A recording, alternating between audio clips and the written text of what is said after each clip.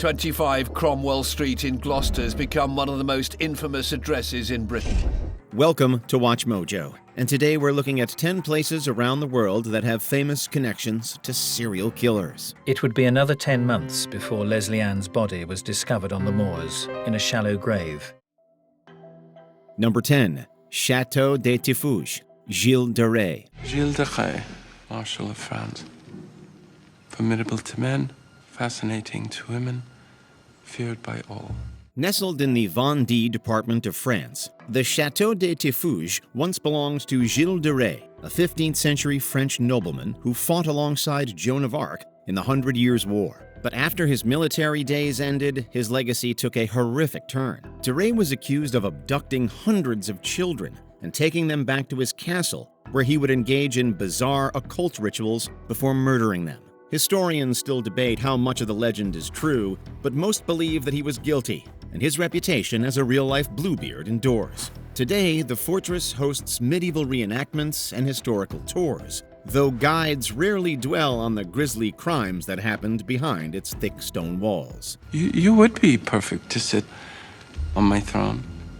So perfect that you might like it too much and therefore disturb my fragile peace of mind. Number 9. 25 Cromwell Street, Fred and Rosemary West. For 20 years, Fred and Rose West quenched their appetite for sex and murder inside this house of unimaginable horror. This quiet townhouse in Gloucester looked utterly ordinary from the outside, but inside, Fred and Rosemary West were concealing unthinkable crimes. Throughout the 70s and 80s, the couple tormented, sexually assaulted, and murdered a number of young women inside its walls, including their own daughter.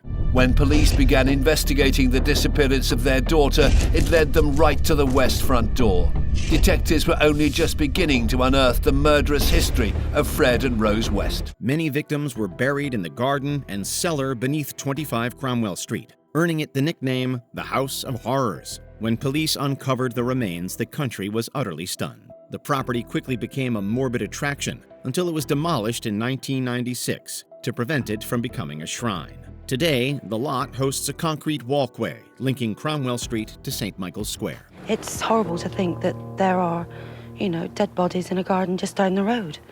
It's just thoroughly disgusting. I mean, it's horrifying to think. Number 8. 8213 West Somerdale Avenue, John Wayne Gacy. John, I'm sorry to disturb you, but that hideous stench coming from under your house is getting worse. It's moisture buildup in my crawl space. I'm taking care of it, I promise. Now, don't forget the 4th of July, right? What about... In suburban Chicago, the modest house at 8213 West Somerdale Avenue looked like the picture of normality until investigators found what lay beneath, literally. Between 1972 and 1978, John Wayne Gacy, a respected Chicago contractor and part-time clown performer, murdered at least 33 young men and boys. The only night I remember from Boy Scouts.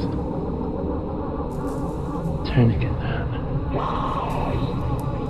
Gets real tight, don't it? Most of these victims were buried in the crawl space under his home, their remains carefully layered in lime to accelerate decomposition. When Gacy's horrific crimes were eventually unearthed, the home was soon demolished and the lot stood vacant. A new house was eventually built on the same lot, but it was given a different address, perhaps to help symbolically divorce the lot from its grisly past. Bring one of the guys by in the morning. I need you to dig a trench in my crawl space to lay some pipes. Sure thing, boss. Number 7. Whitechapel, London, Jack the Ripper. Maybe one of these Red Indians wandered into Whitechapel and indulged his natural inclinations. With all due respect, sir, I believe this was done by someone with at least a working knowledge of dissection. In the late 19th century, Whitechapel was one of London's poorest and most overcrowded neighborhoods, filled with poverty and women making a desperate living on the seedy streets. As such, it became the perfect hunting ground for Jack the Ripper. We demand something be done, and done tonight. From hell. Well, at least they got the address right. Between August and November of 1888, at least 5 women were murdered and mutilated in the shadowy alleys of Whitechapel and nearby Spitalfields. Of course, the Ripper was never caught, turning the area into a lasting symbol of mystery and fear. Today, Whitechapel has been extensively modernized and is virtually unrecognizable, But you can still walk the same streets on popular Ripper tours that visit crime scenes, like Hanbury Street and Mitre Square. What else do you know about her? All we know is that she was an unfortunate who lived in the Whitechapel district. Number 6. The Cecil Hotel, Various. In so many ways, the Cecil is like, a metaphor for the city of Los Angeles and Hollywood. It's all facade, it's all glitz on the outside, and it's got this romantic, turbulent, sinister history. Standing in downtown Los Angeles since 1924, the Cecil Hotel has earned a reputation as one of America's most cursed buildings. Over the decades, it's been the site of numerous acts of violence, mysterious deaths, and has even hosted serial killers. Richard Ramirez, a.k.a. the Night Stalker, lived there during his infamous killing spree of the 1980s, although he never killed inside of its walls. Nobody knows where this individual may strike next. The same man is suspected in 6 to 8 murders and 25 to 30 attacks. Austrian murderer Jack Unterweger also stayed there in 1991 while pretending to be a journalist, murdering at least 3 sex workers. With its grim history, the Cecil has inspired numerous pieces of pop culture. And while it has since been converted into an affordable housing complex, its legend continues to draw curious onlookers. Now, the entire hotel has been remodeled, and it can house up to 600 low-income residents. And improvements also include a secured entry, plus community laundry and kitchen facilities, making good use of the property. Number 5. Taylor Mountain, Ted Bundy. Night after he'd attacked and killed Linda, Bundy moved her away from the campus. He dumped her body in the dense woods of Taylor Mountain Forest, a 30-minute drive from the university. In the dense forests outside Seattle lies Taylor Mountain, peaceful and popular hiking area that hides a gruesome past. In 1975, searchers found the remains of several missing women scattered around the mountain's soil, all of them victims of Ted Bundy, one of America's most notorious serial killers. Bundy used remote locations like this to dispose of his victims after abducting and murdering them, believing that the local wildlife would dispose of the evidence. He doesn't just leave them where they are. He wants to be able to know where they are. He wants to have control over them. So he chooses a local beauty spot, Taylor Mountain. It's a place that people generally go to enjoy. But for him, it really is a macabre dump site. Bundy was known to frequently hike in the area, and he later confessed to dumping a number of victims on the mountain. Today, Taylor remains a scenic destination for nature enthusiasts, but for those who know its history, the whispering evergreens and misty slopes carry a chilling weight. I never wanted to think people were born evil. Number 4. Saddleworth Moor, Ian Brady and Myra Hindley. Eventually, with the use of the photographs that had been taken of Myra with her dog and Ian up on the moors, they managed to actually find a place where they thought that they might fruitfully start digging for bodies. Sweeping and desolate, Saddleworth Moor outside of Manchester is one of Britain's most haunting landscapes. During the 1960s, Ian Brady and Myra Hindley abducted and murdered 5 children and then buried their bodies across the moor's remote terrain. The crimes horrified the nation and have remained in the public consciousness thanks to continued persistence. 10-year-old Leslie Ann Downey had mysteriously gone missing from the area 6 months earlier. David Smith told the police that Ian had joked about burying children on the moors. One body wasn't discovered until 1987, more than 2 decades after the murders occurred, and searches continue even to this day as investigators attempt to find the body of Keith Bennett, who is believed to be buried on the moor. Regardless, the area remains extremely popular, being part of the country's Peak District National Park. Police believed that the bodies of 4 missing children might have been buried on the moors. Their fears were well-founded. On the 10th of October 1965, the body of Leslie Ann Downey was discovered. Number 3. 35 Pine Street, Son of Sam. Although police didn't know it, it had been written by a 23-year-old resident of an apartment block in Yonkers, David Richard Berkowitz. In the mid-1970s, New York City lived in terror of the Son of Sam, a killer who stalked young couples and shot them on the street. His real name was David Berkowitz, and he lived quietly in an apartment complex at 35 Pine Street in Yonkers, just off the Hudson River. From that building, Berkowitz penned his infamous taunting letters to police and the press, claiming that a demon-possessed dog commanded him to kill. In 1976, Berkowitz moved to a top-floor apartment in Yonkers, New York.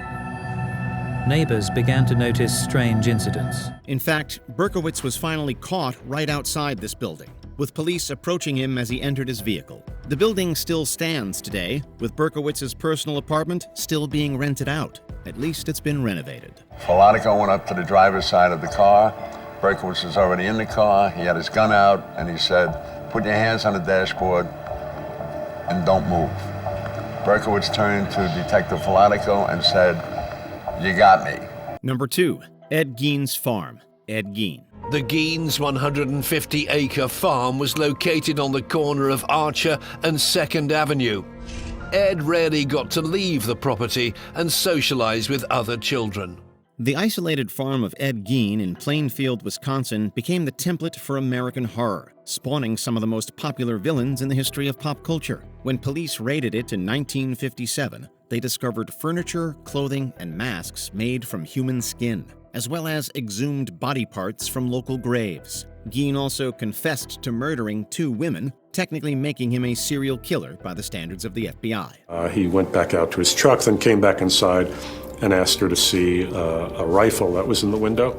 When Bernice Warden turned her back to him, he shot her in the back of the head and then loaded her corpse in his truck and drove back to his farm. Many true crime historians also believe that he murdered his own brother, although this has never been proven. The grotesque farmhouse burned down in 1958, leaving only scorched earth and eerie rumors. The property on the corner of Archer and 2nd Avenue has never been redeveloped, and the forested land is now privately owned. In 1958, the property that Gein had lived in was due to be auctioned off.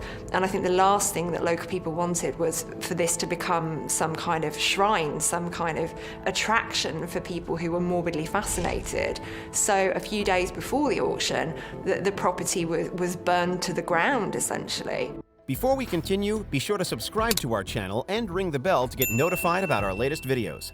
You have the option to be notified for occasional videos or all of them. If you're on your phone, make sure you go into settings and switch on your notifications.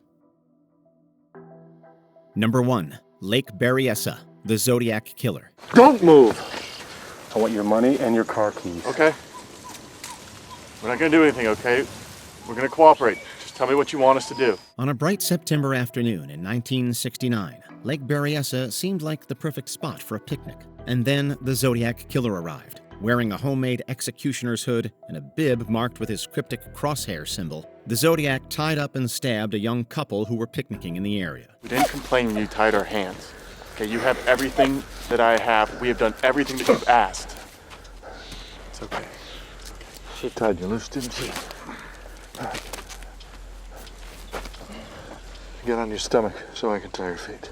One victim survived to give the police a rare description of the masked killer, resulting in his now famous pop culture depiction. The attack is arguably the most famous crime in the Zodiac's reign of terror, embodying his blend of mystery, symbolism, and cruelty. Now serene and shimmering, Lake Berryessa conceals a grotesque history, one of the most infamous crimes in the annals of American true crime. Early last Saturday evening, Celia Shepard and Brian Hartnell, both in their early 20s, were sitting on this knoll of land overlooking part of Lake Berryessa. They thought they were alone, but there was a third man on this knoll, a man who wore a medieval-style executioner's hood, carried a knife and gun, and intended to use them. Have you been to any of these places? What did you think? Let us know in the comments below.